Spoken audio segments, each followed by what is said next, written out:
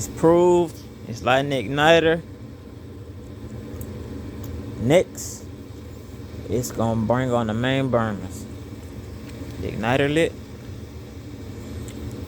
Then that's gonna go up and it's gonna sense the flame. Now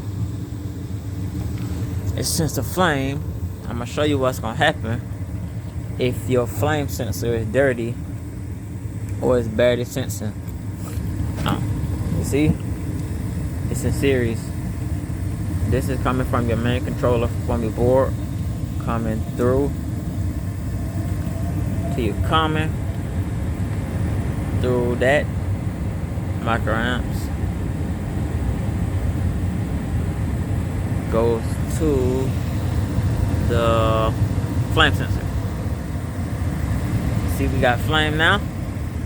Watch this. I'm gonna take my common off, coming from my board. Watch this.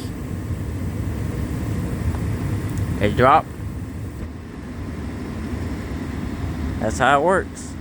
And plug it back in. My meter off somewhat, and then it's reading a little bit, but it's got to reset this whole cycle to go back through the approved flame again.